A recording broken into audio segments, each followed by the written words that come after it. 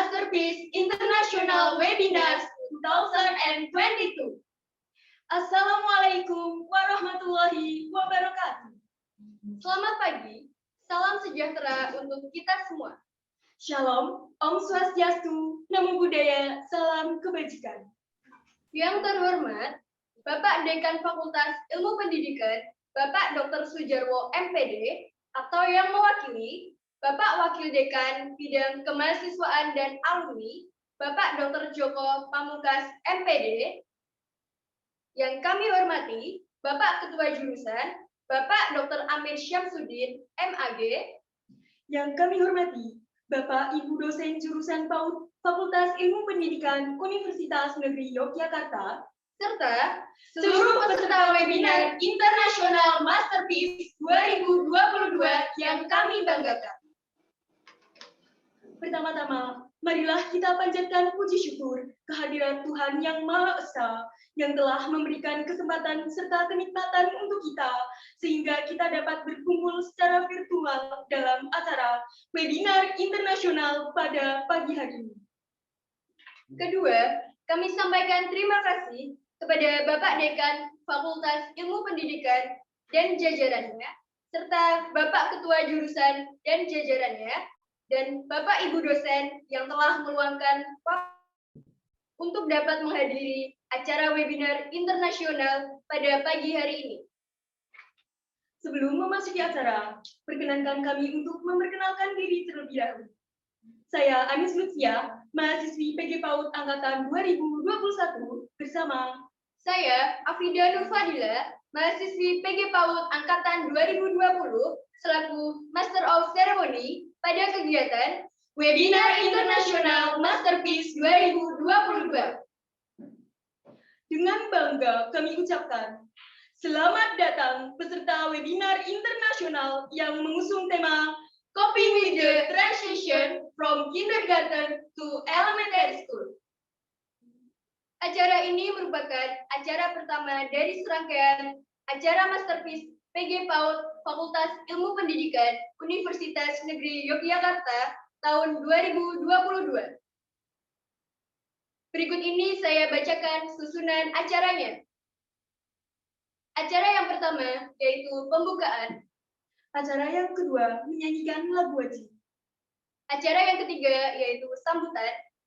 Acara yang keempat pemaparan materi oleh Miss Retno Tomsek. Acara yang kelima penyampaian kesan dan pesan. Acara yang terakhir penutup. Memasuki acara yang pertama, yaitu pembukaan. Mari kita buka acara pada pagi hari ini dengan berdoa menurut agama dan kepercayaan masing-masing. Berdoa disilahkan. Berdoa tidak dibatasi. Memasuki acara selanjutnya, yaitu menyanyikan lagu Indonesia Raya dan himne UNY. Hadirin dimohon berdiri.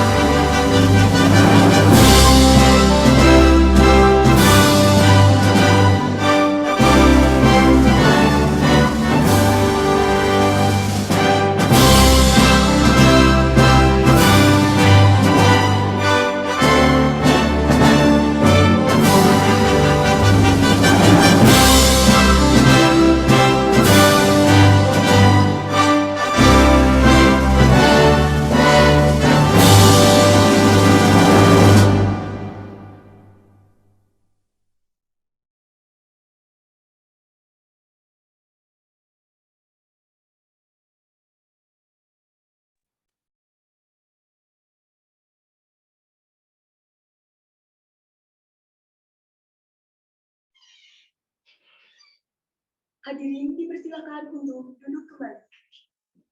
Sebelum memasuki acara selanjutnya, perkenankan kami untuk memberikan persembahan tari dari mahasiswa PG PAUD Fakultas Ilmu Pendidikan Universitas Negeri Yogyakarta. Selamat menyaksikan.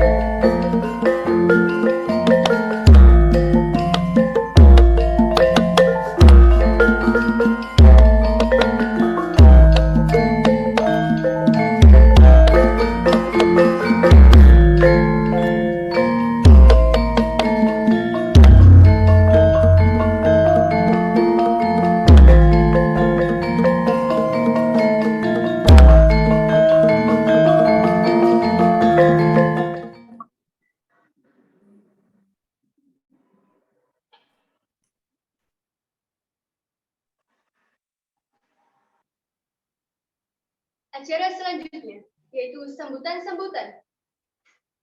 Sambutan yang pertama, yaitu sambutan Ketua Pelaksana Masterpiece PG PAUD Fakultas Ilmu Pendidikan Universitas Negeri Yogyakarta. Kepada Saudari Almita Zulija, dipersilakan.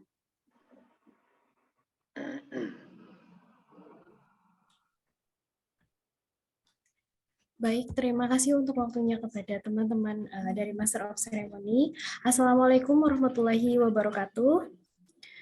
Selamat pagi, salam sejahtera untuk kita semua. Om Swastiastu, Namo Buddhaya, salam kebajikan.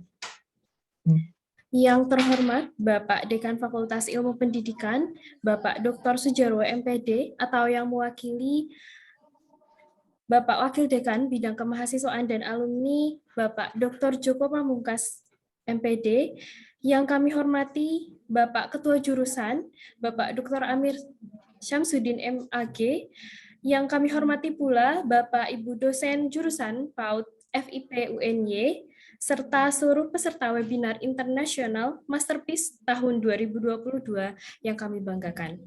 Alhamdulillahirabbil alamin. Wabihi nasta'in wa ala umuri dunya waddin. Assalatu wassalamu ala asrofil anbiya'i wal mursalin wa ala alihi wa sahbihi ajma'in. Pertama-tama, saya mengucapkan selamat datang kepada Ibu, Bapak, dan teman-teman peserta pada acara International Webinars Masterpiece yang mengusung tema Coping with the Transition from Kindergarten to Elementary School. Yang mana tema yang diusung tadi diambil merupakan keterkaitan dengan PAUD khususnya, dan khususnya juga untuk calon para pendidik anak usia dini atau yang sudah menjadi pendidik di pendidikan anak usia dini. Acara ini dapat terselenggara dengan baik, tentunya atas bantuan dari pihak-pihak terkait dan juga atas bantuan dari segenap panitia. Terima kasih juga saya ucapkan kepada teman-teman Ibu, Bapak, peserta atas partisipasinya dan mohon maaf apabila dari kami terdapat ketidaksempurnaan dalam penyelenggaraan acara ini. Mungkin cukup sekian yang dapat saya sampaikan selaku Ketua Pelaksana dari International Webinar Masterpiece tahun 2022. Mohon maaf apabila terdapat banyak kesalahan. Terima kasih. Wassalamualaikum warahmatullahi wabarakatuh.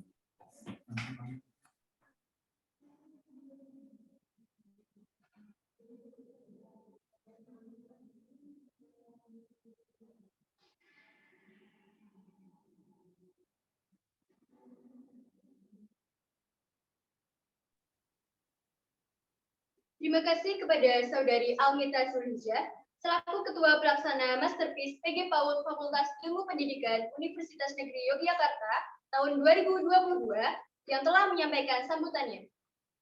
Sambutan yang kedua, yaitu sambutan Ketua Jurusan PAUD Fakultas Ilmu Pendidikan Universitas Negeri Yogyakarta tahun 2022. Kepada Bapak Dr. Amir Syamsuddin MAG, kami persilakan. Terima kasih. Bismillahirrahmanirrahim. Assalamualaikum warahmatullahi wabarakatuh. Yang terhormat panitia webinar internasional, yang terhormat narasumber Ibu Retno, internasional ya Bu? Atau Indonesia cuma ada di luar negeri ya Bu? Mohon maaf saya tidak tahu lembaganya. Terima kasih Bu Retno sudah bersedia membersamai mahasiswa dan teman-teman dosen PAUD di UNY. Mudah-mudahan wawasan dan pengalaman Ibu bisa bermanfaat bagi generasi muda pendidikan anak usia dini. Saya selaku yang dituakan di jurusan PAUD, selamat berwebinar internasional. Mudah-mudahan topik ini nambah wawasan karena ini adalah masa transisi ya dari kelompok B menuju ke kelas 1 di SD. Mungkin ada hal-hal yang perlu disiapkan oleh guru-guru PAUD dan dikoordinasikan dengan guru-guru SD. Saya kira sambutan saya itu saja cukup. Terima kasih. Selamat berwebinar. Semoga bermanfaat. Matur suwun. Terima kasih. Wassalamualaikum warahmatullahi wabarakatuh.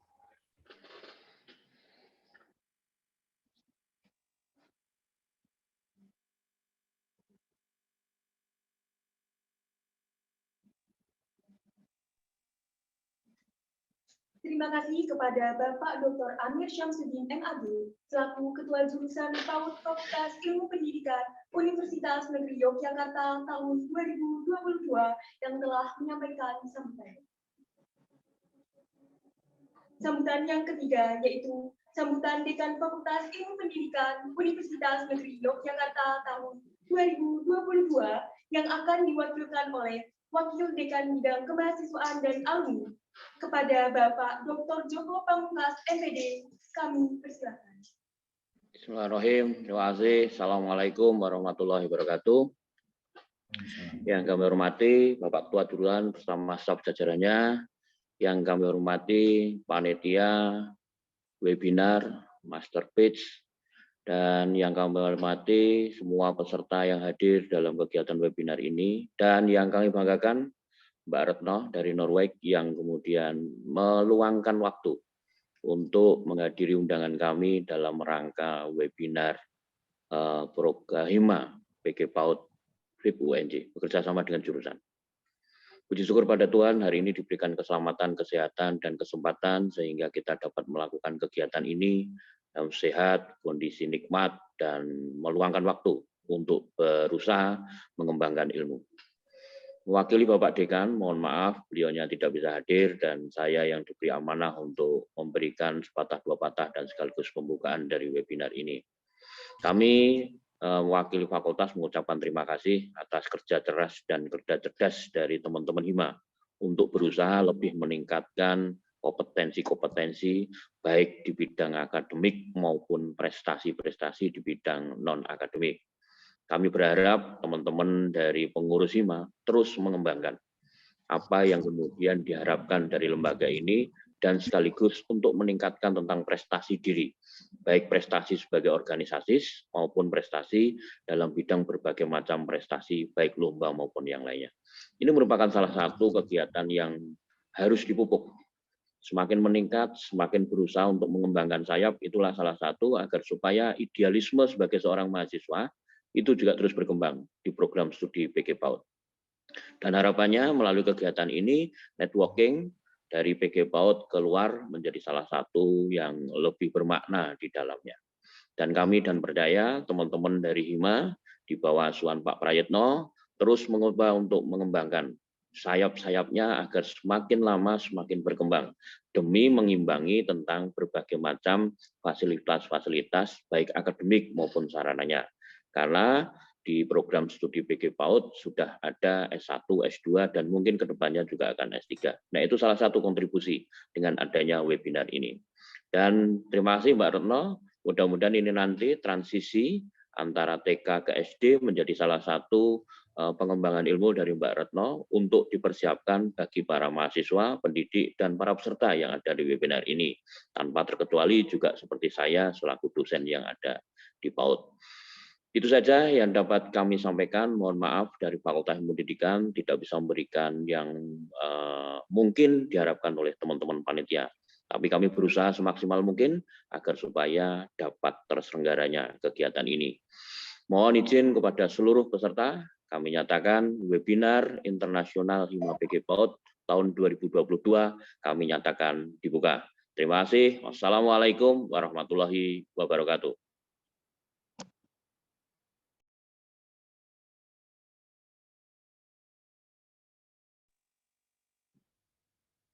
Terima kasih kepada Bapak Dr. Joko Pamungkas, MPD, selaku Wakil Dekan Bidang Kemahasiswaan dan Alumni yang telah menyampaikan sambutan.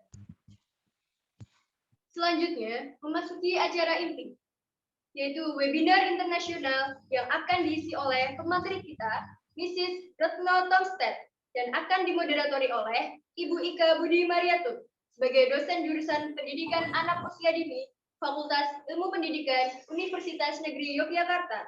Kepada Ibu Ika Budi Mariatun, kami persilahkan. Baik, terima kasih. Suara saya sudah masuk, Mbak? Mbak, siapa nih? Mbak Nisrina? Oke. Baik, selamat pagi. Assalamualaikum warahmatullahi wabarakatuh.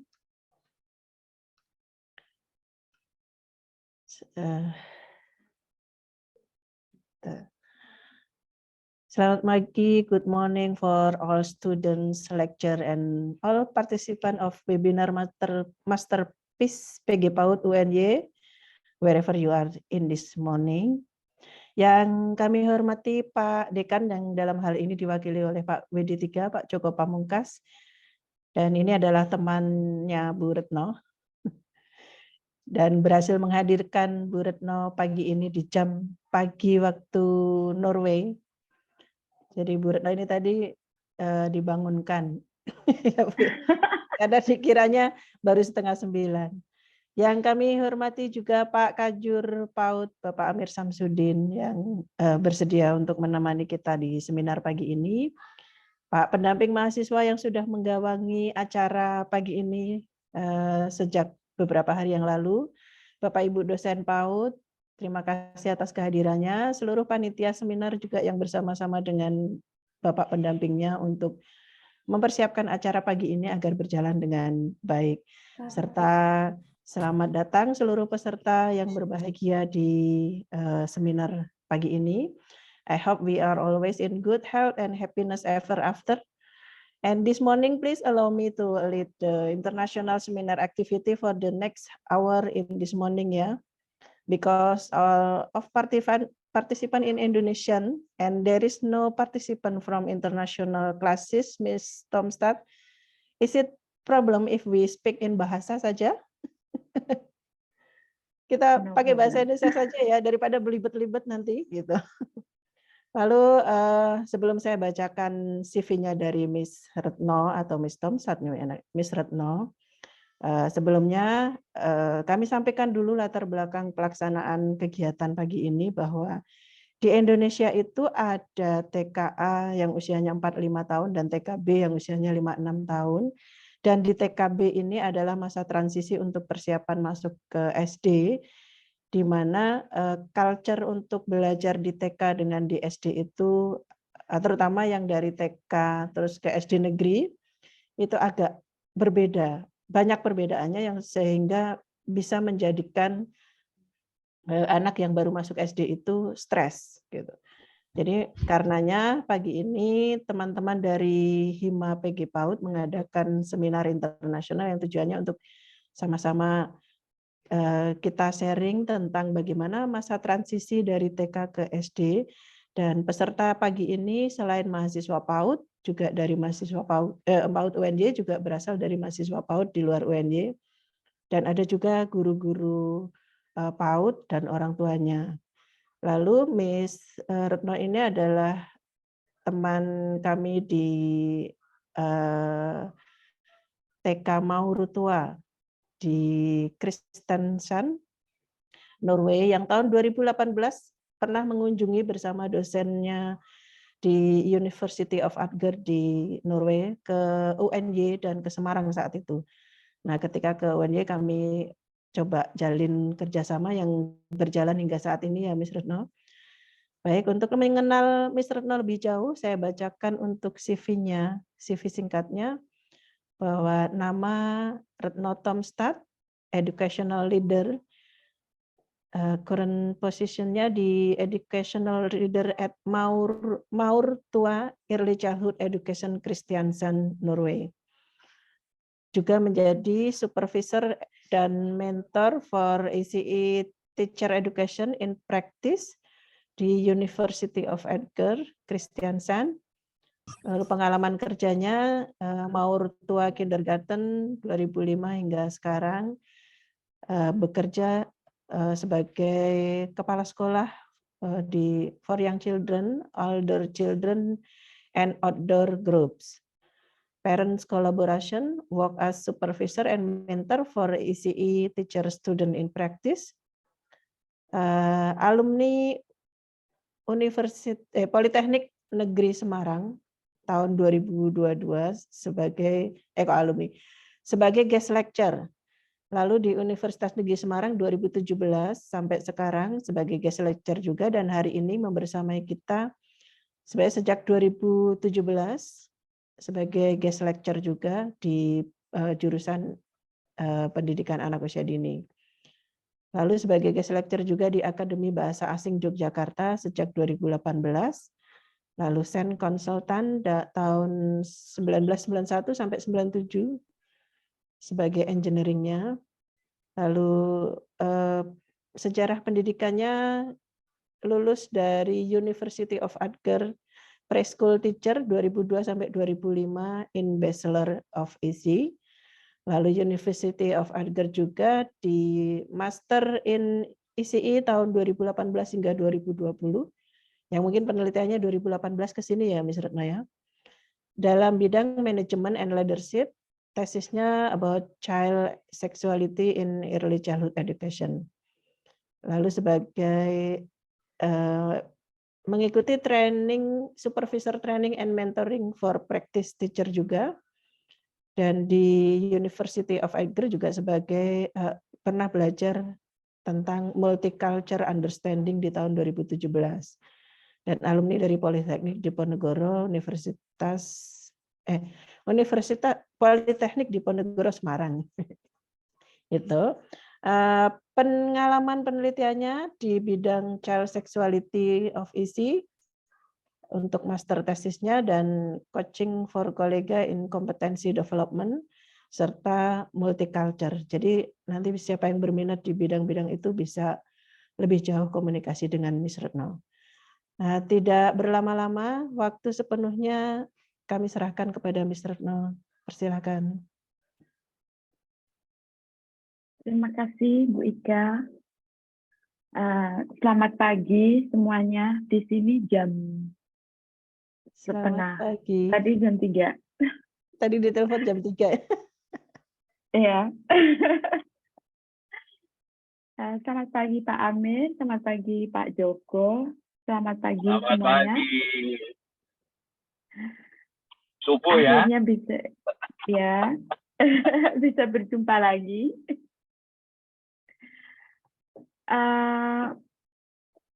Sekarang waktunya itu 6 jam beda dengan Norway.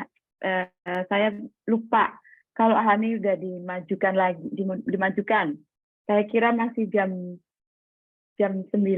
Tiba nggak taunya tadi udah hampir jam 10. Pembukaan di sini saya akan membicarakan tentang metode dan sistem mengajar serta masa transisi dari taman kanak-kanak ke sekolah dengan sistem Norwegia. Dan bagaimana semua orang dalam ranah ini ikut andil, mempunyai peranan, dan peranan orang tua itu sangat penting. Mbak Ika, saya coba untuk share screen saya ya. Ya, sudah dipersilakan.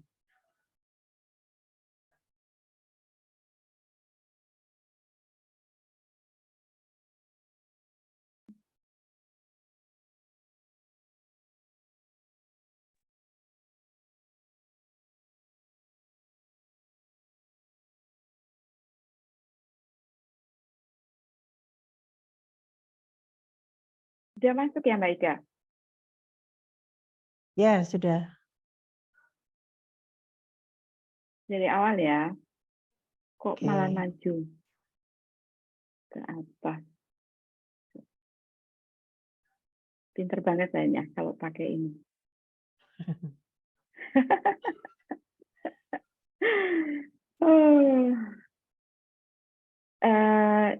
Yep.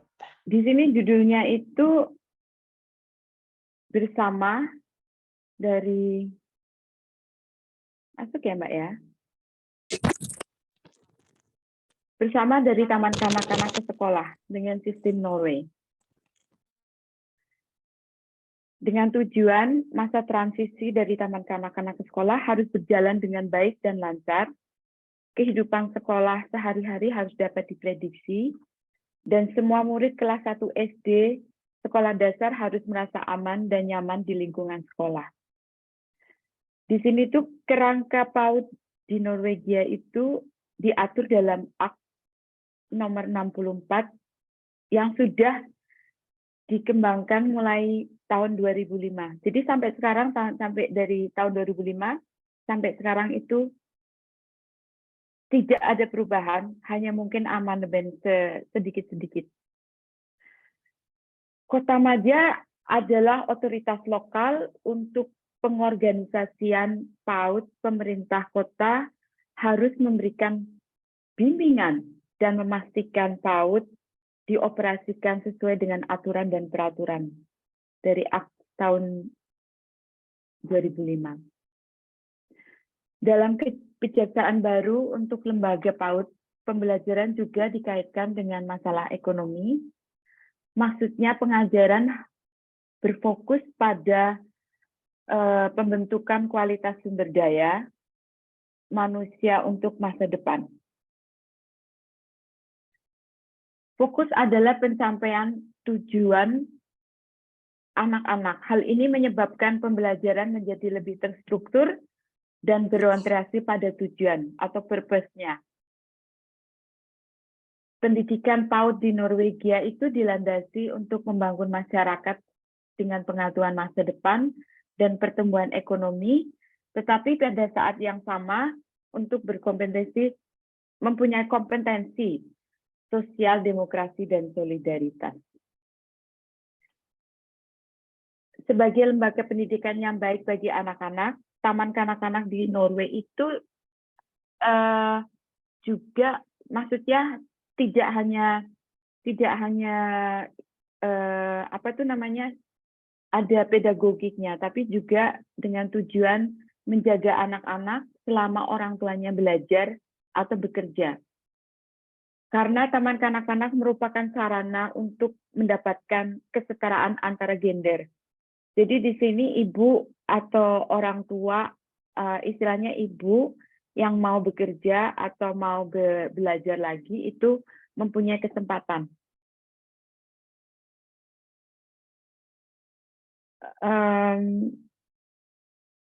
Untuk masuk ke sekolahnya dari mulai itu sudah ada kurikulum yang peraturannya. Saya mengambilkan kurikulum 20 namanya.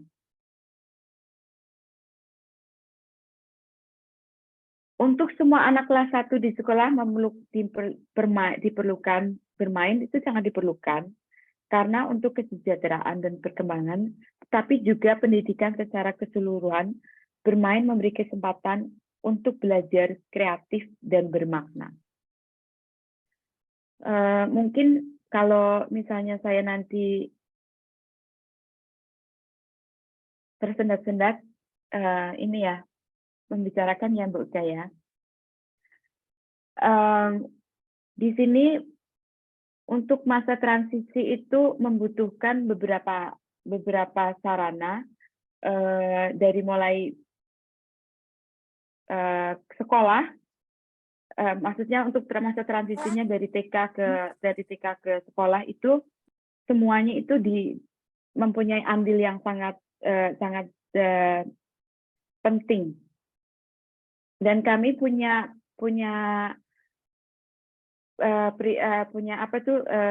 istilahnya tuh the framework-nya itu memulai setiap hari dengan banyak waktu untuk bermain.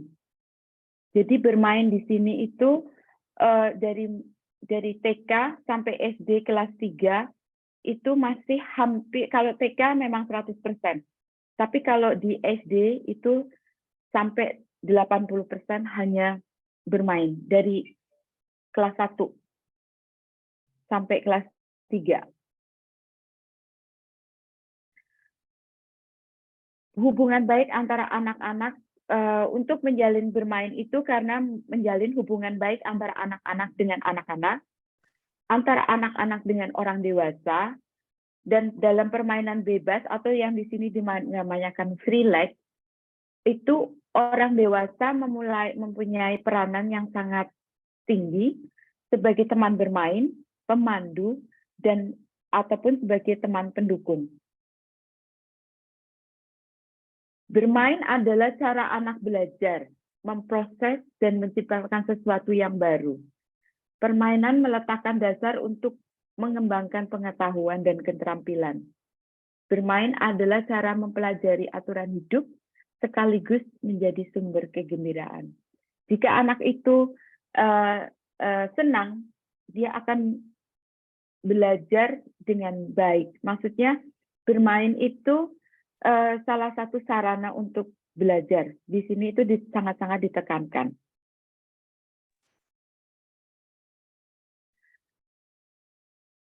Bermain adalah benang merah dari TK ke sekolah dalam semua kegiatan.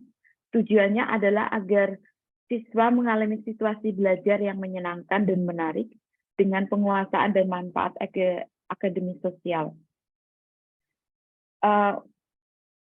Di TK di sini itu tidak, istilahnya itu tidak ada, walaupun ada TK yang istilahnya dari 3 sampai 6, tapi tidak ada istilahnya kita itu pembelajaran secara direct itu untuk ABC atau harus bisa membaca dan berhitung ya. Sampai di sini nanti adanya kelas sampai kelas 1 baru kita akan mempelajari itu. Di sini ada beberapa transisi penting untuk pindah dari TK ke SD. Transisi itu misalnya dalam langkah pertama itu sekitar bulan Maret atau April adalah kegiatan perkenalan anak-anak sekelas yang didampingi oleh orang tua masing-masing, biasanya dilaksanakan pada sore hari dengan tema sangat casual. Jadi sekolah itu mengundang anak-anak murid baru dan orang tuanya untuk menghadiri acara yang sangat casual. Jadi orang tua itu mempunyai peran andil di sini. Dalam langkah pertama itu mereka mendampingi anak-anaknya dengan acara casual untuk bertemu dengan orang tua lain, untuk bertemu dengan guru, untuk bertemu dengan rektor, dan peran orang tua itu misalnya dimasukkan dalam kegiatan-kegiatan yang istilahnya tuh having fun. Seperti membaca buku, membacakan buku untuk anak-anak, atau mungkin sebagai pemandu atau sebagai teman untuk bermain. Dalam acara itu tidak lama, hanya sekitar 1 sampai 1,5 jam. Biasanya dilaksanakan itu dalam sekitar jam 5:30 sampai jam 7. Langkah kedua itu sekitar bulan Mei. Jadi dari TK itu membawa anak-anak ke sekolah untuk mengenal rutinitas sekolah dengan pengamalan yang aman. Di sini mereka bisa bermain di luar ataupun mungkin memasuki koridor-koridor sekolah yang pada umumnya anak-anak sekitar sebelum sekolah itu sangat istilahnya itu sangat menakutkan, sangat meresahkan ya.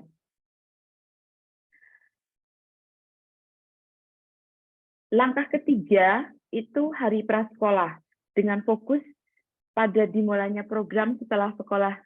Jadi di TK itu ada kelas yang namanya SFU, Schoolers Retreat Ordning, adalah kelas yang disediakan oleh sekolah untuk anak kelas 1 sampai kelas 3 yang bisa menampung mereka seusai sekolah. Di kelas tersebut mereka bermain, ada yang mendapatkan bimbingan belajar, dan mereka merasa aman dan nyaman sebelum pulang ke rumah masing-masing sekitar jam 2:30. Jadi SFU ini kita kunjungi juga itu sekitar bulan Juni untuk pengenalan lebih istilahnya bisa masuk ke di mana nanti meletakkan tasnya, di mana nanti kamar mandi, di mana tempat bermain. Itu sekitar bulan Juni. Dan tanggal 4 Agustus itu biasanya hari pertama masuk SFU. Sebelum sekolah, biasanya mereka akan masuk SFU. Karena mereka dibuka jam 7 pagi sampai jam setengah 5. Transisi yang terakhir adalah hari pertama sekolah formal. Jadi anak-anak hari pertama itu momen-momen yang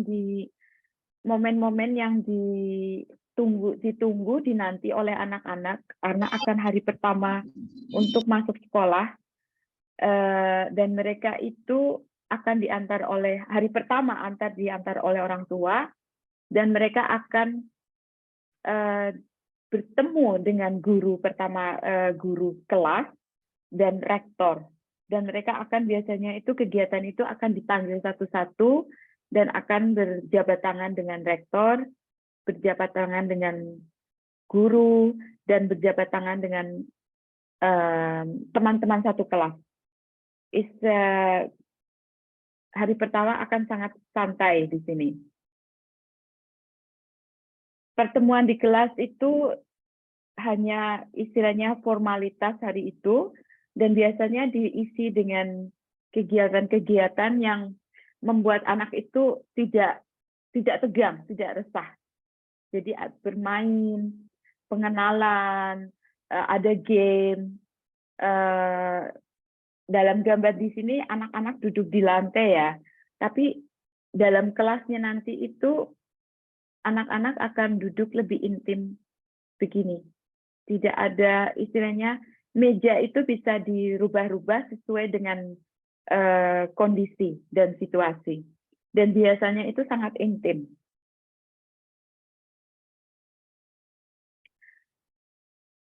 Learning on the children premises itu di sini anak-anak belajar karena ada kemauan pada diri sendiri. Di sini kita itu tidak memaksakan anak itu untuk istilahnya harus belajar, tapi lebih pada supportive, pada untuk istilahnya itu untuk encouragement ya, supporting.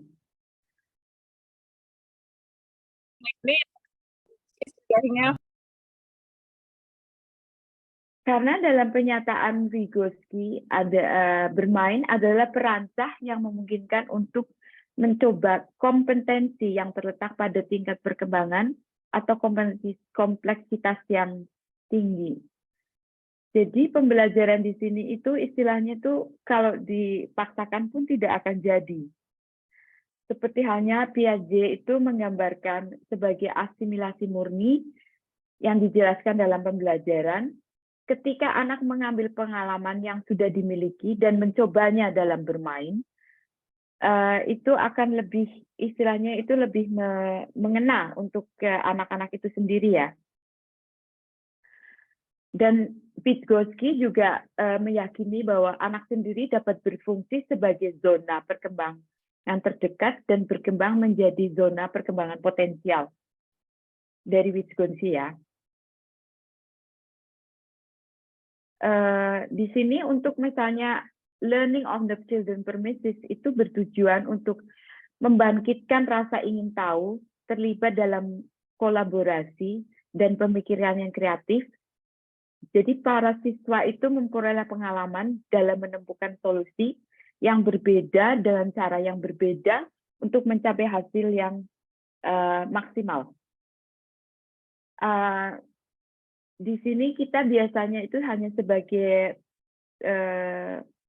pemandu ya, pensuportif. Anak-anak di Norway itu di kelas itu masih hampir 100% itu bermain. Dan itu bebas ada istilahnya itu untuk waktu-waktu bebas bermain. Dan waktu bebas bermain itu mungkin lebih dari 50%. Karena dari sini anak-anak itu lebih istilahnya itu lebih punya kreativitas, punya untuk kompetensi yang bisa diandalkan. Seperti istilahnya di sini dalam gambar ini itu anak-anak itu sebetulnya bermain matematik tanpa mereka sadari, atau memecahkan sebuah solusi tanpa mereka sadari, karena having fun dengan teman-temannya. Sama juga di sini bermain domino. Anak kelas 1 di Norway di sini tidak harus bisa membaca dan menulis ya. Jadi tidak ada kompetisi masuk ke SD favorit ataupun sekolahan favorit. Di sini semuanya itu lewat zona. Zonanya itu sekitar 2 km dari rumah. Tidak lebih dari itu. Kalau lebih dari itu berarti harus ada transport. Anak-anak itu ke sekolah jalan kaki. Di sini pembelajarannya lebih seperti bermain ya. Jadi kayak misalnya anak-anak itu lebih ada chores-nya, misalnya untuk mengambil minuman, mengambil susu, berapa anak yang di kelas, berapa anak yang suka mungkin susu coklat, berapa anak yang suka susu biasa. Itu secara tidak langsung kita mengajarkan untuk bersosialisasi dan menghitung. Nanti juga makan atau minum itu misalnya dengan lebih intim ya, satu meja untuk beberapa orang gitu.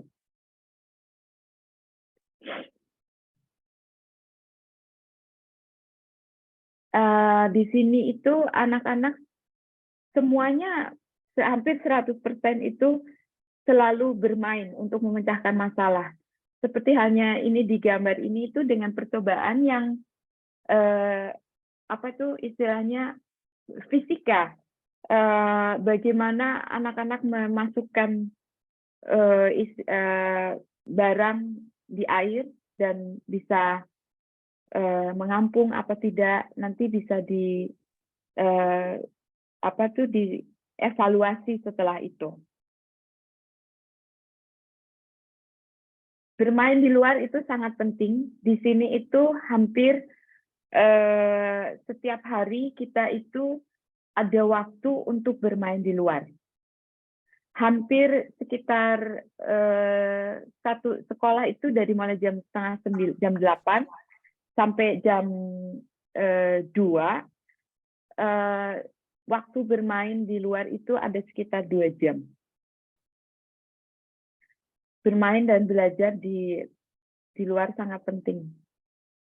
Walaupun di sini dalam cuaca yang sangat ekstrim, misalnya salju, hujan, tetap aja mereka akan bermain di luar dengan baju yang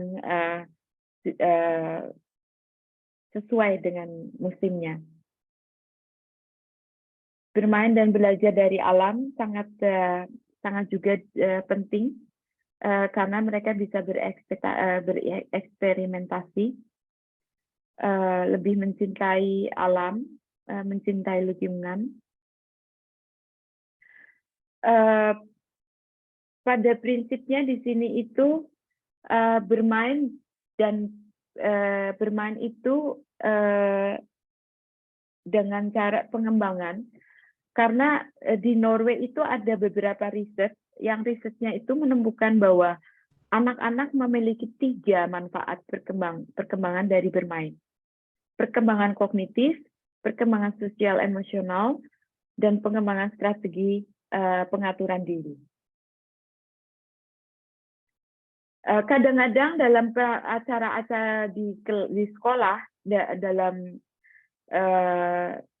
rutinitas di sekolah, itu kami juga tetap bisa mengundang orang tua untuk ikut andil dan berperanan. Misalnya ikut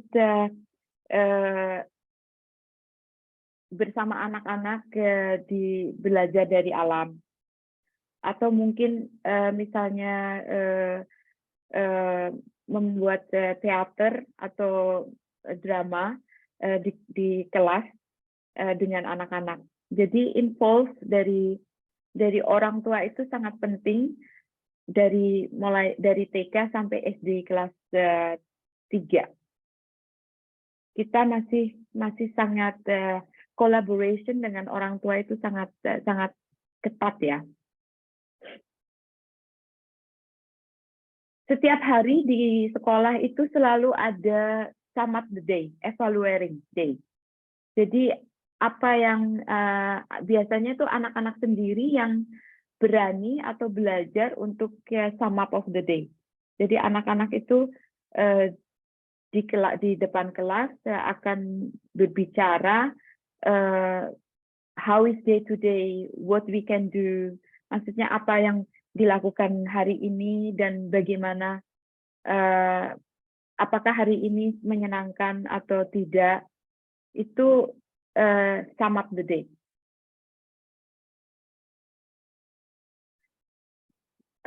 Kami di sini itu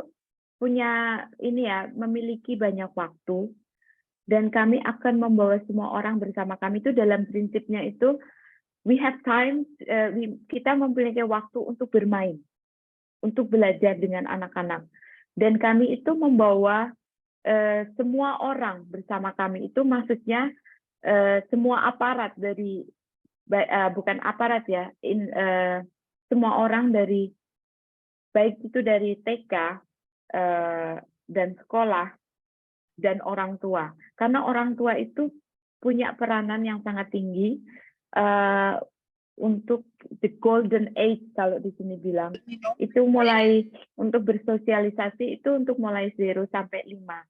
Setelah itu 5 sampai 12 biasanya itu anak itu udah mempunyai kognitif yang perkembangan kognitif yang bagus.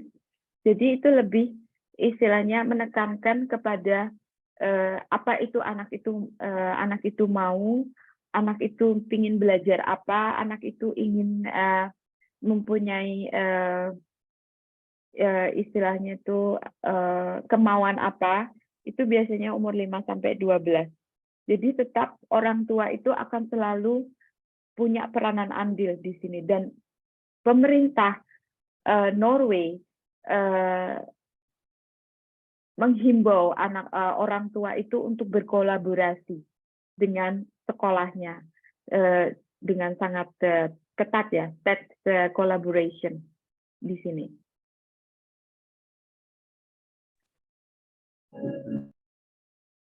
Mungkin ada pertanyaan dari saya itu, kalau misalnya ada beberapa yang missing, mungkin bisa ditanyakan, mungkin ada beberapa teori atau di mana framework-nya di sini yang bisa ditanyakan. Baik, terima kasih Ms. Retno. Baik Bapak, Ibu, teman-teman mahasiswa dan dari seluruh peserta dari manapun Anda berada, kita memasuki sesi tanya jawab, jadi akan lebih enak kalau kita diskusi ya, bertanya bagaimana jika di Norway, kalau di Indonesia seperti ini, bagaimana menanganinya, mungkin seperti itu ya. Untuk sesi pertanyaan nanti bisa kita buka 2 atau 3 sesi. Yang sesi pertama ini kami coba untuk buka 4 penanya dulu. Ada satu UNY Puji. Biar kelihatan yang raise hand, siapa saja silakan yang ingin bertanya bisa raise hand. Mbak Puji, mungkin ada lagi siapa? Selain Mbak Puji, ada lagi? Oh, ada nanti yang di chat kita bacakan, ada Dieni, ini Dieni Maulana. Terus ada Kalista, satu lagi. UNY semua. Mungkin yang dari luar.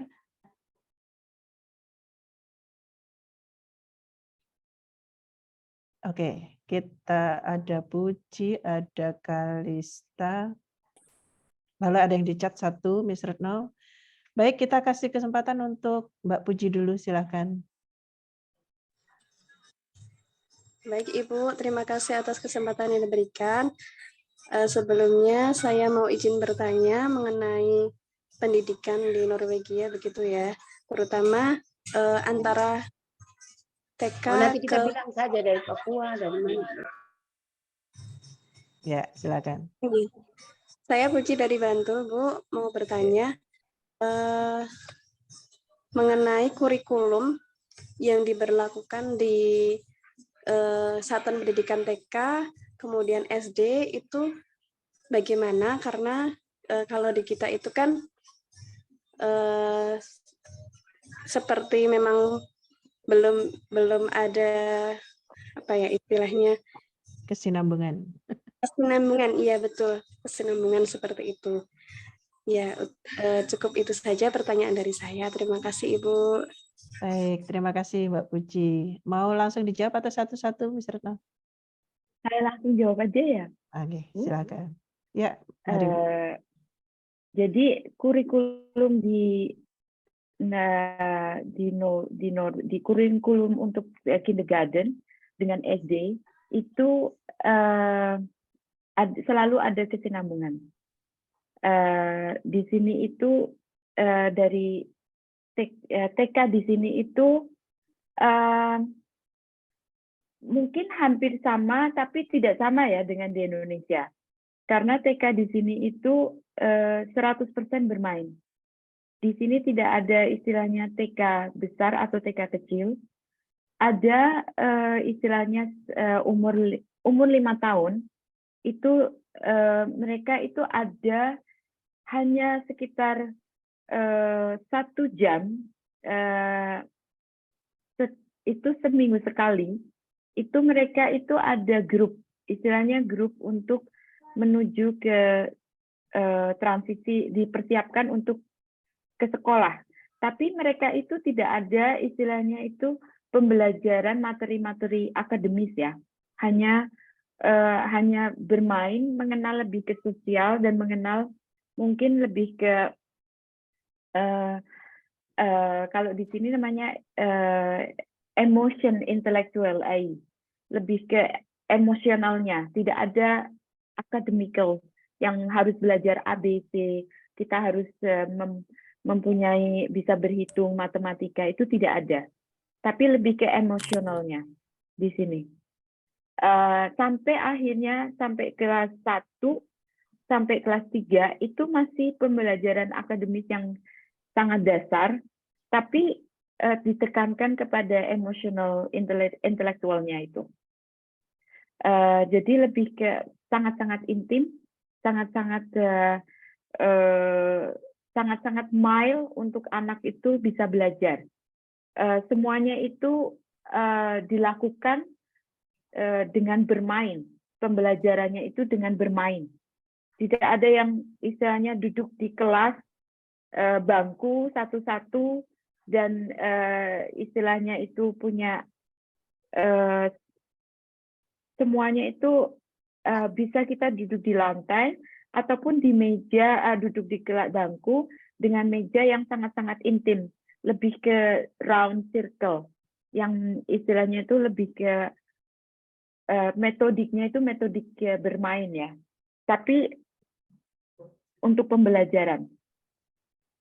Begitu Mbak Puji. Mbak Puji bagaimana?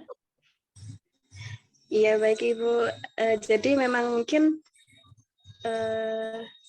kita dari segi kurikulumnya memang berbeda begitu ya. Jadi ya mungkin bisa buat referensi untuk kami untuk menerapkan metode yang seperti itu juga. Terima kasih Bu. Sami-sami.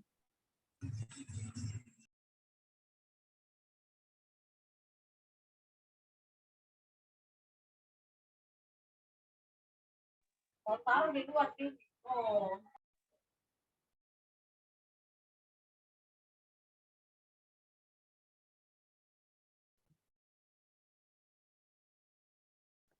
Halo.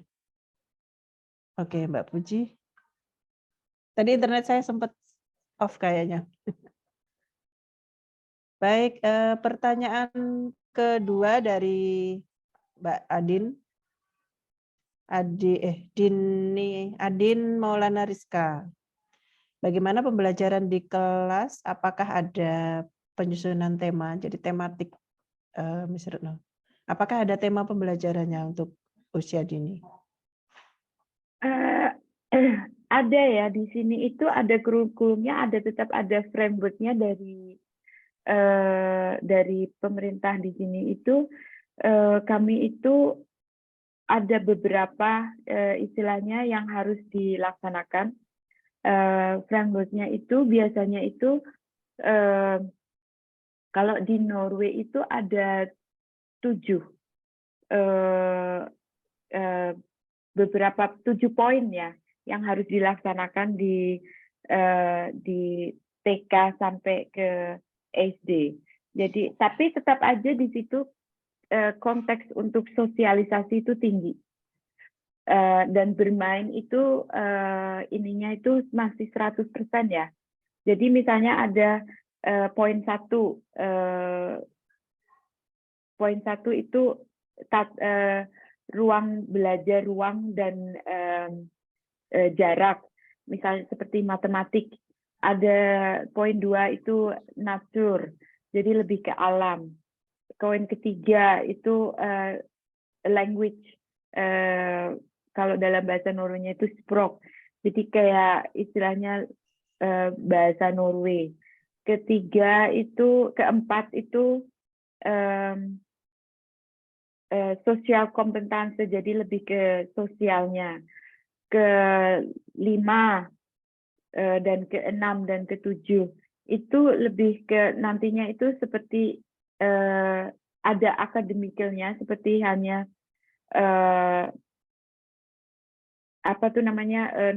nature science dan semuanya ada, temanya itu di situ ada. Cuman kami tidak istilahnya mengajari anak untuk membaca atau mengajari anak untuk bisa menulis atau mengajari anak itu bisa memecahkan sebuah matematik. Tapi semuanya itu dilakukan dalam permainan. Misalnya dengan alam, kita itu ada bermain di luar. Kalau di TK itu pagi dari jam 8:30 pagi sampai jam 10:30 itu biasanya kita bermain di luar. Ada turnnya sih, misalnya dari TK kecil atau mungkin yang istilahnya itu umur 0 sampai 3 tahun, mungkin pertama yang keluar. Setelah itu nanti dari 3 sampai 6 tahun yang keluar. Tapi juga setiap hari itu ada kelas-kelas yang going portrait. Dan tema-temanya di Norway itu ada di setiap tahun itu kita membuat the year plan istilahnya. Disesuaikan dengan framework-nya yang ada dari pemerintah Norway. Di situ itu tetap aja temanya itu sekitar itu, misalnya biasanya itu lebih ke socializing ya, lebih ke emotional intelektualnya. Gimana Mbak?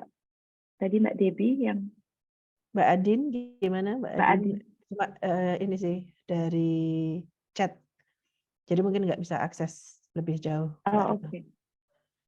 Baik, kita lanjutkan untuk penanya ketiga Mbak Kalista, silakan. Ada Kalista?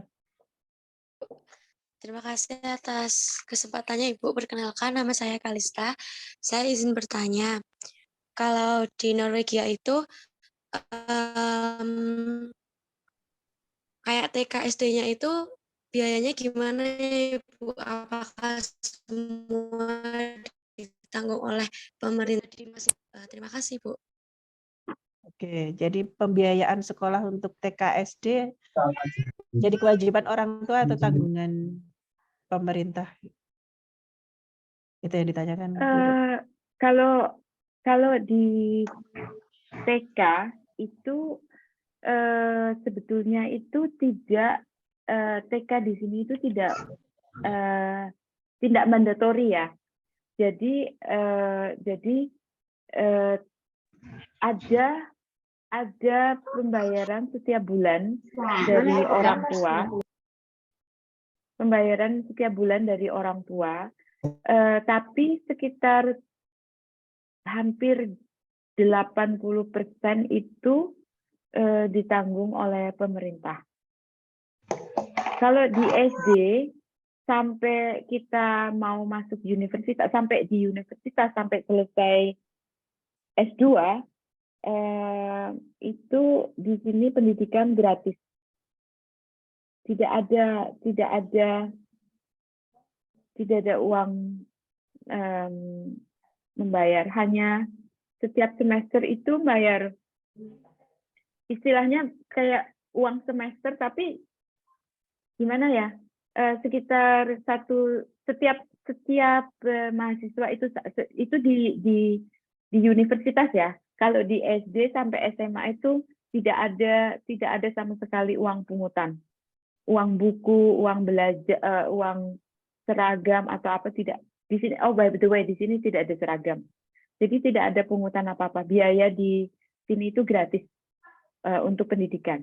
Kalau di universitas itu ada semester. Satu semester itu kalau dirupiahkan itu hanya 1 juta. Dan uang itu sebetulnya adalah uang administrasi. Dan biasanya juga kembali ke kita karena kita meminjam buku itu gratis, meminjam alat-alat di situ semuanya bisa gratis di universitas. Begitu Mbak Kalista. Kalista. Mungkin Mbak Kalista nanti minat S2 di sana, silahkan. Oke, terima kasih Miss Retno. Itu tadi sesi pertama, ada 3 penanya. Nah, kita sekarang akan buka ke sesi kedua. Yang pertama ada Mbak Nabila, lalu ada lagi kah? Maria Genti, ada mau bertanya Bu Maria? Atau mungkin dibantu ini peserta siapa lagi yang bertanya? Syifa, Mbak Syifa boleh. Mbak Nabila, Mbak Syifa. Marta. Ibu Marta. Ibu Marta, baik. Ya, pertanyaan saya, selamat siang. Assalamualaikum Maaf, ini siapa? warahmatullahi wabarakatuh. Selamat siang. Iya, selamat siang. Ini Dari siapa, Bu? Papua. Oke, Bu Marta. Iya, dari Papua ya, dari Asmat. Ya. Oh ya, ini mahasiswa kami yang dari Asmat, Miss Retno. Jadi kami ada kuliah online juga untuk S1 PAUD. Saya pengawas PAUD, Bu. Saya tidak Oh, bukan peserta. Ya. Baik, silakan Bu Marta.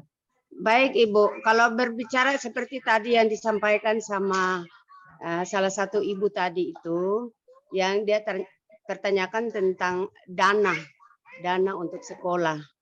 Nah, saya mau kasih tahu buat teman tadi bahwa kami di Papua yang begitu sulit, tapi kami tidak pernah pungut biaya. Dan kami setiap hari mencari murid di rumah masing-masing dari orang tua. Jadi kami tiap pagi itu cari murid untuk masuk hadir ke sekolah. Ya, tidak datang dengan orang tua supaya hadir setiap hari seperti biasanya, tapi kami cari ke rumah masing-masing, sehingga orang tua itu akan datang, kami juga guru-guru sama-sama datang dan hadir di sekolah, baru kamu belajar. Nah, jadi menyangkut biaya kami gratis, semua gratis. Kami tidak pungut biaya apapun, dan selama ini kami akan jalan seperti biasa. Cuma hanya memang kami dapat itu dana BOS, dana BOB yang dibilang dana BOB sekarang.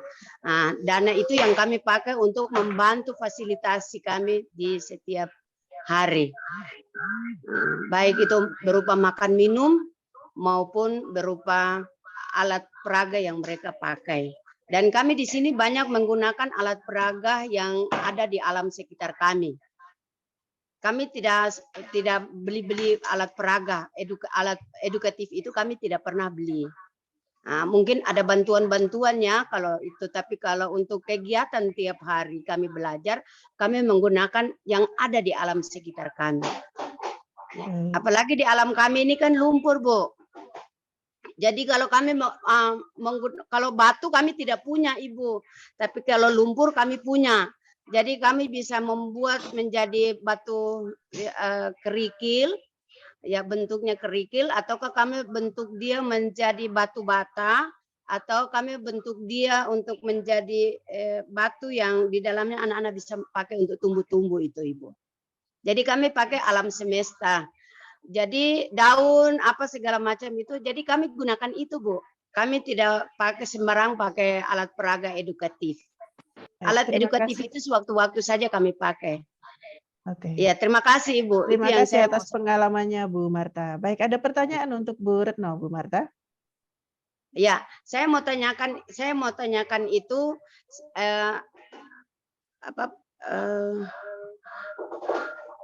di dalam kita menilai anak itu ada 6 item yang kami menilai.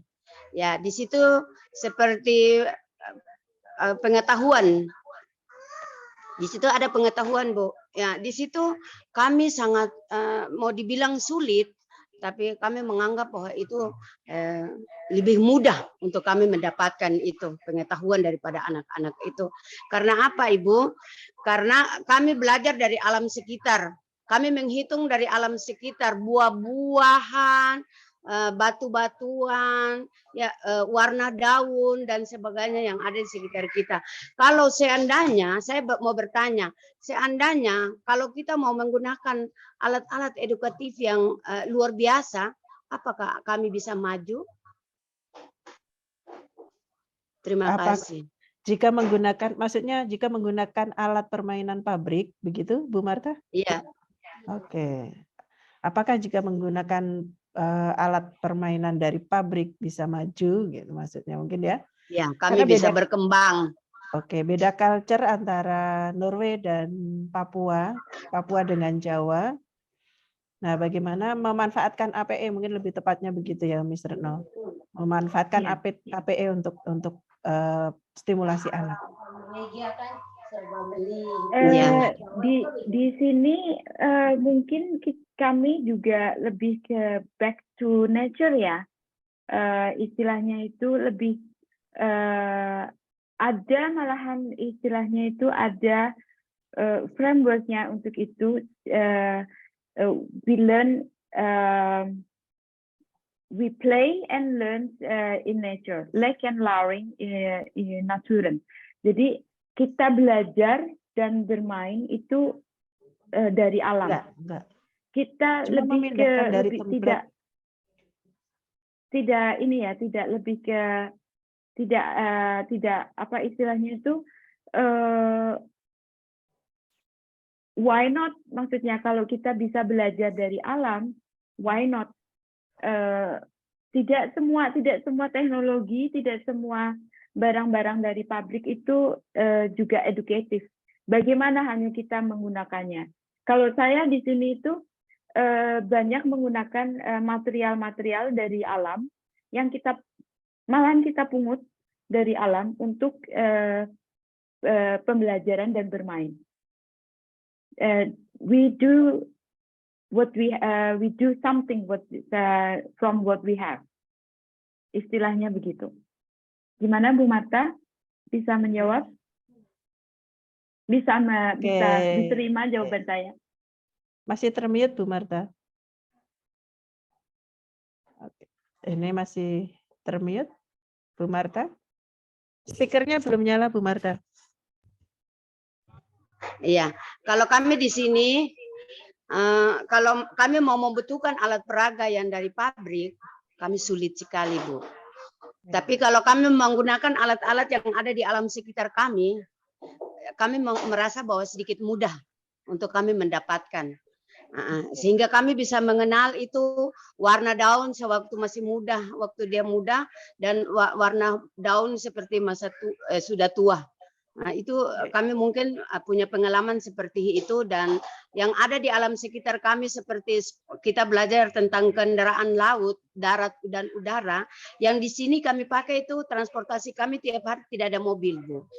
Kami pakai transportasi laut seperti speedboat dan perahu dan kapal layar dan sebagainya. Oke.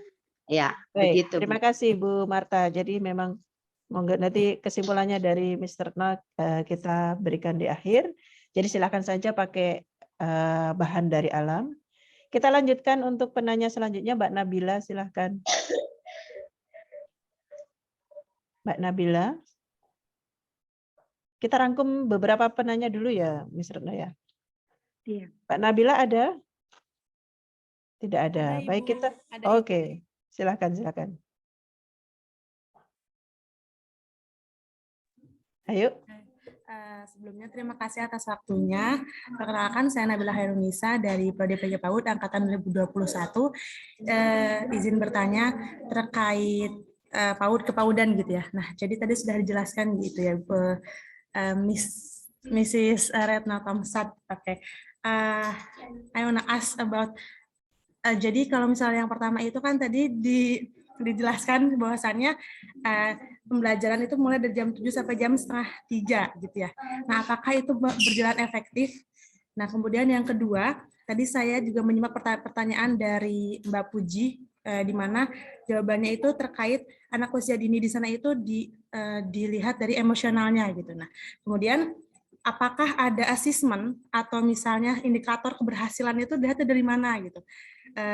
Untuk maju ke tahap selanjutnya, kan kalau di Indonesia ini kan ada kayak kelas A, kelas B gitu. Terus kalau di sana itu seperti apa gitu. Nah, jadinya yang pertama tadi apakah pembelajaran berjalan efektif dari jam 7 sampai jam setengah 3 itu, dan yang kedua apakah ada asesmen atau indikator keberhasilan tertentu yang dipegang oleh gurunya gitu. Oke, terima kasih Mbak Nabila. Thank you. Oke. Selanjutnya Bu Sukesi dulu. Silakan Bu Kesi. Ini mahasiswa jarak jauh juga, Bu Sukesi ada? Oh, di chat sudah menuliskan. Adakah kewajiban dari lembaga untuk melaporkan hasil perkembangan? Jadi asesmennya, adakah laporan perkembangan anak untuk orang tua gitu? Oke, Bu. Lalu yang ketiga Mbak Syifa. Mana Mbak Syifa? Apa Mbak Syifa ini pertanyaannya?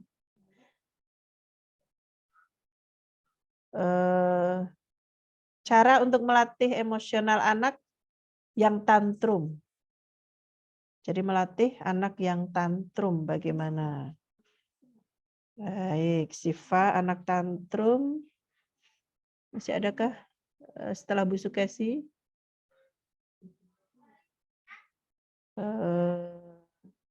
Devi.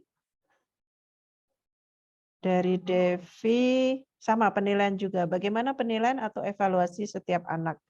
Jadi ada dua yang bertanya tentang penilaian, ada Bu Sukesi, ada Bu Devi. Dan terakhir ya Risma, apakah apa nih? Bagaimana penilaian? Jadi penilaian ada 3 Miss Retno dari Mbak Devi, Bu Sukesi sama Mbak Risma. Bagaimana penilaiannya untuk di kelas? Bagaimana melaporkan hasil asesmen itu ke orang tua? Mungkin ini dulu, nanti baru yang SE tadi. Silakan. Masih termute, Bu Retno. Tadi yang pertanyaan saya langsung aja. Tadi pertanyaannya itu penilaian ya, terkait penilaian ya. Di Norway itu, I don't know what we have lucky or not lucky. Tapi di Norway itu sistem di sini itu tidak ada ujian. Dari kelas 1 SD sampai SMP kelas 3 itu tidak ada ujian. Tidak ada ujian nasional, tidak ada penilaian, tidak ada istilahnya peringkat atas, peringkat bawah. Di sini tuh tidak ada lomba. untuk anak SD itu tidak ada lomba. Lomba misalnya di sekolah ya, lomba di sekolah itu lomba nyanyi atau lomba apa, itu tidak ada lomba. Jadi tidak ada kompetisi yang istilahnya itu apa ya namanya? Kadang-kadang itu mungkin kalau saya secara pribadi itu mungkin anak itu perlu, but it's worth it gitu loh istilahnya. Jadi di sini itu tidak lebih menekankan kepada emosional intelektual yang saya bilang tadi. Jadi anak itu lebih dilihat dari what they mastering for. Apa positifnya dari anak itu? Tidak semua anak itu pintar matematika, tidak semua anak itu bisa nyanyi, tidak semua anak itu pintar istilahnya pintar membaca. Ada anak disleksi, ada anak yang mungkin sangat sulit untuk belajar. Jadi di sini itu tidak ada ujian, semuanya itu dilihat dari grup, tapi dilihat juga dari individual untuk emosional intelektualnya. Jadi tidak ada ujian ya Mbak ya sampai kelas 3 SMP. SMA baru kita ada ujian, dan ujiannya di SMA itu tidak ada, hanya paling itu sekitar yang ditekankan untuk masuk universitas itu sekitar 5 dikategorikan. Jadi nanti 5 dari itu bisa nggak masuk ke teknik, bisa masuk ke PAUD, bisa masuk ke jurusan lain. Tapi kalau misalnya dari untuk kegiatan untuk yang misalnya mau jadi dokter atau apa, itu nilainya sangat tinggi, harus sangat tinggi. Dan sangat susah di sini. Satu kelas dari dokter di sini itu cuman satu kelas setiap tahun itu kalau tidak salah cuma 12. Tidak banyak. Kalau mau jadi dokter yang tidak bisa termasuk 12, berarti mereka harus ke luar negeri. Biasanya mereka itu ke Polandia, ke Denmark. Itu tadi 3 ya yang bisa. Yang kalau untuk asesmen anaknya, perkembangan anaknya, apakah sudah tercapai atau belum? Tahap perkembangannya. Tahap perkembangannya untuk akses yang emosionalnya ya, tadi yang ditanyakan. Iya. Asesmen secara keseluruhan. Secara keseluruhan. Jadi, kalau di Indonesia ada raport catatan perkembangan untuk 1 semester. Oh, oke. Di sini ada, tapi biasanya malahan kita yang saya bilang itu jadi kerjasama orang tua itu sangat dengan orang tua itu sangat ketat ya di sini. Jadi asesmennya itu biasanya kita itu ada pertemuan pertemuan 4 mata istilahnya dengan orang tua dan anak itu sendiri untuk membicarakan istilahnya what is the strongest materi yang anak itu bisa maksudnya achieve gitu loh. What is maksudnya apa yang anak itu the weakness for the anak itu. Misalnya ada yang mungkin dalam bahasa Norway, bahasa Inggris itu nilainya tinggi. Tidak ada nilai ya. Ini seperti istilahnya evaluasinya tinggi. Tapi ada juga yang matematik sangat kurang. Bagaimana caranya kita membantu untuk anak itu bisa istilahnya go up with matematik. Jadi tidak ada nilai, tidak ada raport di sini yang tertulis ya, seperti di SD, yang orang tuanya tanda tangan atau apa. Tapi biasanya malah setiap 1 semester itu kita ada panggilan orang tua 2 kali. 1 semester, jadi 1 tahun itu 4 kali.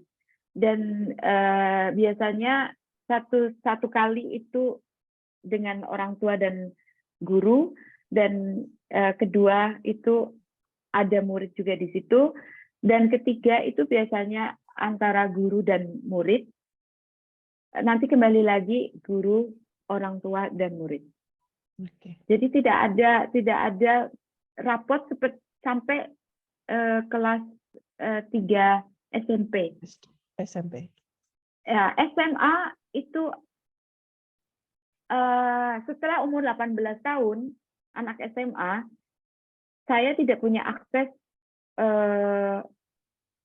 melihat anak-anak, kriteria anak-anak itu. Kecuali saya menanyakan ke orang tua, karena di sini umur 18 tahun itu udah dibilang dewasa. Jadi mereka bisa menentukan hidupnya sendiri. Oke. Baik, Begitu. yang terakhir tadi dari Mbak Nabila, apakah pembelajaran jam 7 sampai setengah 4 sore itu efektif? Setengah 5 ya malahan. Sebetulnya tidak ada pembelajaran ya. Jadi jam 7 itu ada SFU yang saya bilang itu School Fritids Ordning. Itu seperti halnya kelas bebas yang bisa didatangi oleh anak-anak sebelum pelajaran akademik itu dimulai. Anak akademik dimulai itu jam 8:30 sampai jam 13 ya, 13:30. Tergantung anak-anak kelas 1 atau kelas 2 atau kelas 3. Tapi jam 7 itu kelas School Fritids Ordning itu udah dibuka karena banyak orang tua yang di sini udah mulai bekerja itu jam 7:30. Sampai akhirnya nanti 1:30 itu pun tidak mandatori untuk masuk kelas itu. Bisa juga anak itu pulang ke rumah. Tergantung kebutuhan dari anak dan orang tua itu sendiri untuk bisa sampai di sekolah itu jam 7 sampai jam 4:30. Tapi mulai di kelas itu yang formal itu jam 8:30 sampai jam 8:30. Begitu, Mbak. Oke, begitu semoga terjawab Mbak Nabila. Baik, sebenarnya masih banyak yang raise hand dan ngechat, tapi nanti kita diskusi lebih jauh di luar forum ini. Baik, untuk pagi ini saya coba simpulkan dulu sebelum kita akhiri, Miss Retno, bahwa kalau di Norway, masa transisi dari TK ke SD sebenarnya tidak terlalu bermasalah karena kurikulumnya masih cenderung sama, tidak ada perbedaan yang kontras, dan belajar di PAUD-nya Norway itu 100% adalah bermain, hampir tidak ada akademiknya, menggunakan media dari berbagai sumber yang bisa diperoleh baik dari pabrik maupun dari lingkungan, lalu tidak ada rapot hingga di jenjang SMP, dan penting untuk menjalin kolaborasi bersama dengan orang tua. Bu Nur nanti Japri saja ya. Japri Bu Retno sendiri. Oke, ini Bu Nur ini dosen PAUD, Bu. Jadi nanti biar calling-callingan aja. Ya, terkait itu satu aja Bu Ika kalau boleh. Gimana? Terkait kalau 1 hari di Norway itu penyampaiannya berapa aspek perkembangan. Kalau di Indonesia kan 1 hari kita menyampaikan ada aspek moral, ada kognitif, fisik, motorik, bahasa, sosial, emosional, semua disampaikan 1 hari. Kalau di Norway bagaimana? Ini yang kita diskusikan di tahun 2017, Miss Retno.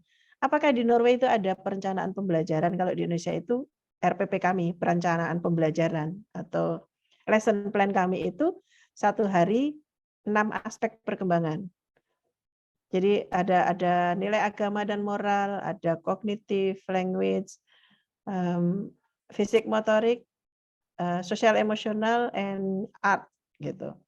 Jadi 6 aspek perkembangan yang menjadi tujuan dalam 1 lesson plan 1 hari. Nah, apakah di Norway juga ada lesson plan seperti itu?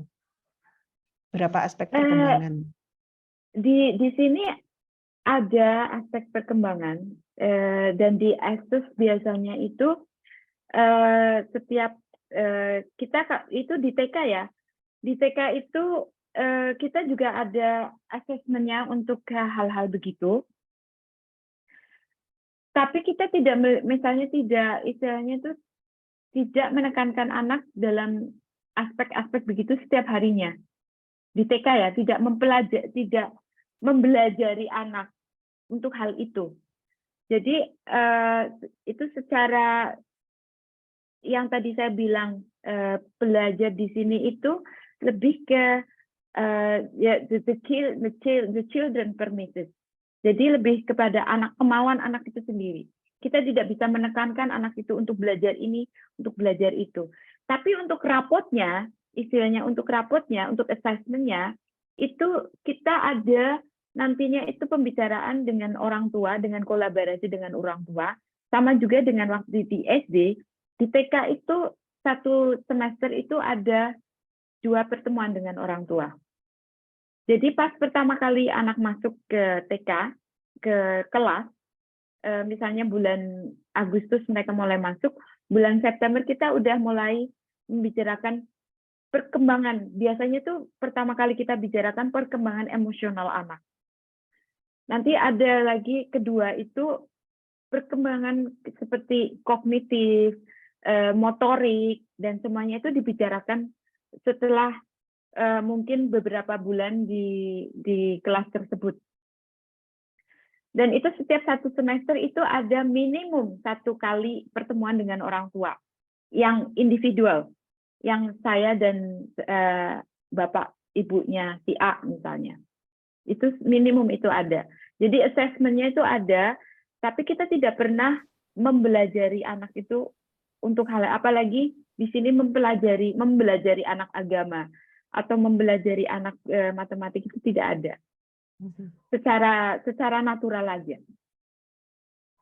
Tapi ada setiap kali kita ada observasinya ya. Jadi perkembangan anak itu kita selalu ada login dan logout-nya.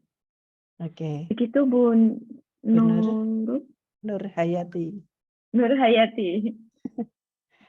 Ya, terima kasih Mr. No. At the end, sebagai akhir tadi sudah disimpulkan sebagian.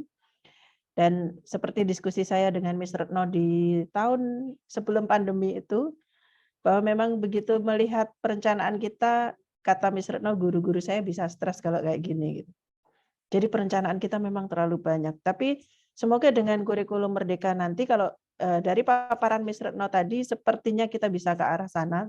Tetapi apakah kita sebagai guru siap mengutamakan kompetensi anak daripada materi gitu? Karena selama ini kalau ada aspek-aspek itu kan berarti kita mengutamakan materi. Tetapi nanti kompetensinya apa yang perlu dicapai, kalau melihat dari pembelajaran di Norway, sepertinya dengan kurikulum 2013 kita mampu untuk melaksanakan pembelajaran yang sesuai dengan minat anak. Semoga doanya juga Ms. Retno nanti kita akan sering-sering sharing untuk pembelajaran baik di Indonesia maupun di Norway dalam hal early childhood education ya. Semoga. Lalu saya ingatkan untuk Bapak Ibu peserta di chat room ada presensi untuk diisi, silakan. Dan terima kasih Ms. Retno yang mulai pagi buta sebelum subuh sudah saya bangunkan untuk ayo Bu masuk. Sudah bangun gitu. Mbak Ika. Sudah bangun, tetapi karena hitungannya maju ya. Salah 1 jam. Salah 1 jam. Lupa winter time. Mohon maaf untuk gangguan di subuh, di pagi petang. Dan terima kasih untuk ilmunya yang sangat berharga untuk kami, guru-guru kami dan mahasiswa kami, juga untuk dosen-dosen kami di UNY. Dan semoga nanti kita bisa ada kolaborasi lagi dengan HIMA maupun dengan PG PAUD UNY. Terima kasih Bapak Ibu guru, Bapak Ibu dosen, lalu teman-teman mahasiswa, semoga bermanfaat apa yang kita sampaikan pagi ini. Dan jangan berhenti untuk terus belajar dimanapun, dengan siapapun. Dari saya dan Ms. Retno, kami akhiri sampai di sini. Selamat pagi semuanya. Assalamualaikum warahmatullahi wabarakatuh. Kami kembalikan ke panitia. Silakan. Terima kasih Ms. Retno.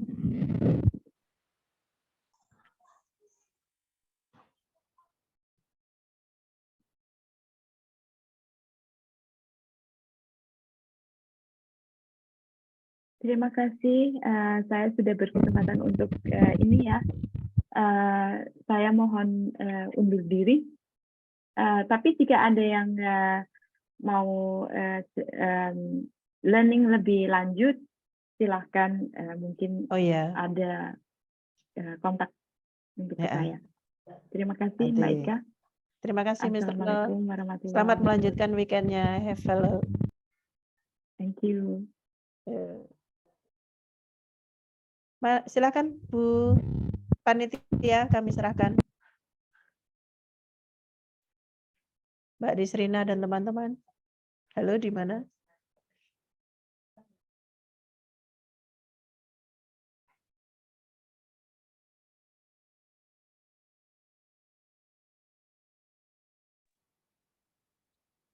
Baik, terima kasih kami ucapkan kepada Ibu Ika Budi Mariatun selaku moderator serta Mrs. Retno Tomstead yang telah berbagi ilmu kepada kami semua pada siang.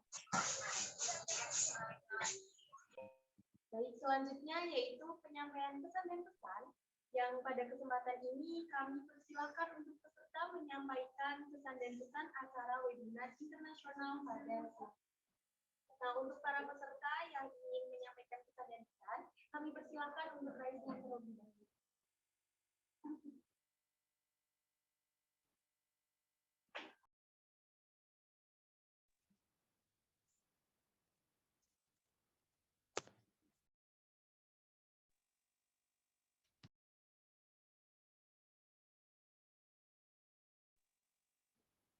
Baik, untuk penyampaian pesan dan pesan yang pertama, kami persilakan kepada nama akun @paut_lalarudia. Pada Ibu Lala, kami persilakan. Ya, Assalamualaikum warahmatullahi wabarakatuh.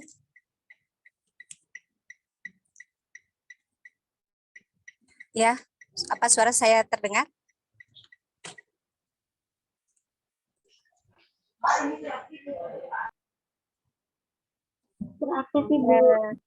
Ya, sudah ada suaranya? Sudah.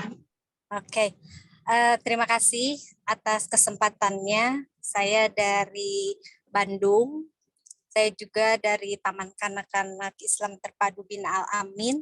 Mengucapkan terima kasih atas ilmunya oleh Mrs.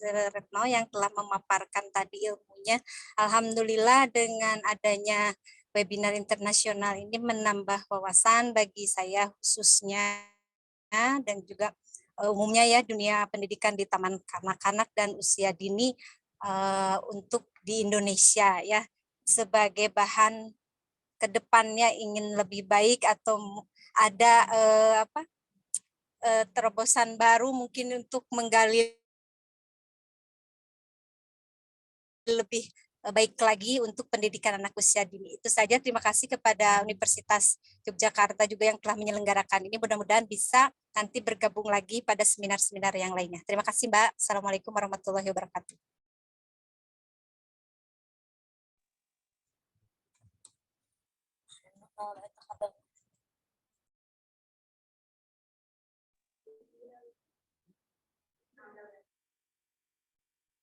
Baik, terima kasih kami ucapkan kepada Bu Lalarudia atas penyampaian pesan dan pesan. Baik, untuk penyampaian pesan-pesan yang kedua, kami persilahkan untuk nama akun Lira Rusia. Baik, sebelumnya saya ucapkan terima kasih kepada Hima PG PAUD yang telah menyelenggarakan acara ini, acara Masterpiece International Webinar ini. Senang juga bertemu pembicara yang ahli dalam bidang PAUD dari luar negeri dan banyak ilmu yang disampaikan dari yang belum tahu menjadi tahu, apalagi bagi kami maba jadi tahu transisi bagaimana pembelajaran di luar negeri dan di Indonesia. Terima kasih.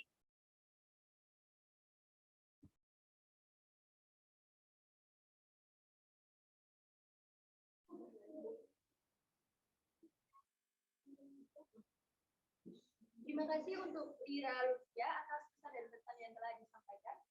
Alhamdulillah, kita telah sampai di penghujung acara.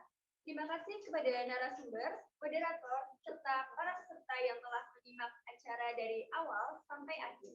Semoga banyak ilmu yang didapat untuk diaplikasikan dalam kehidupan sehari-hari.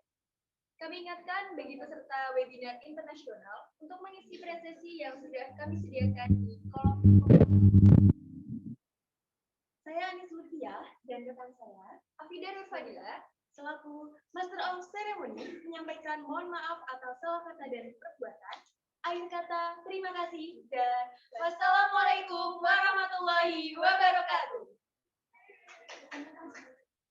Assalamualaikum warahmatullahi wabarakatuh.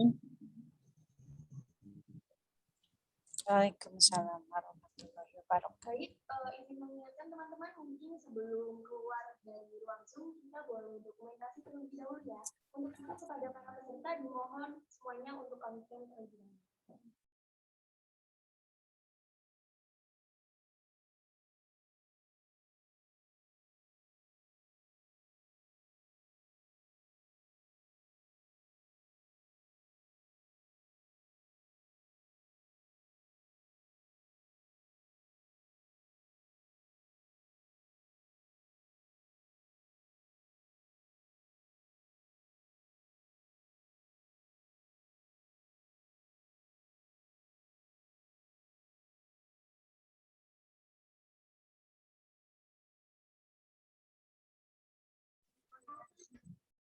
Baik, kita mulai sesi dokumentasi ya.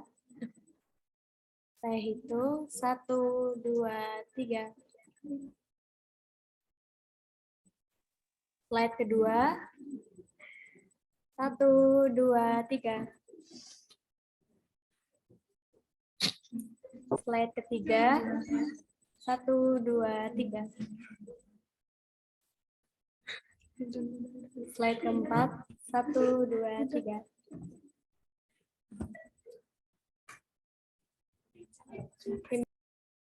Terima kasih.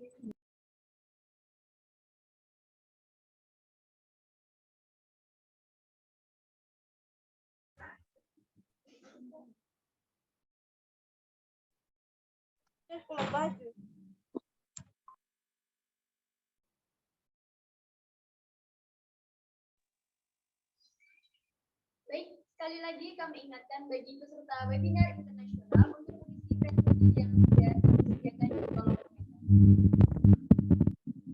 Terima kasih.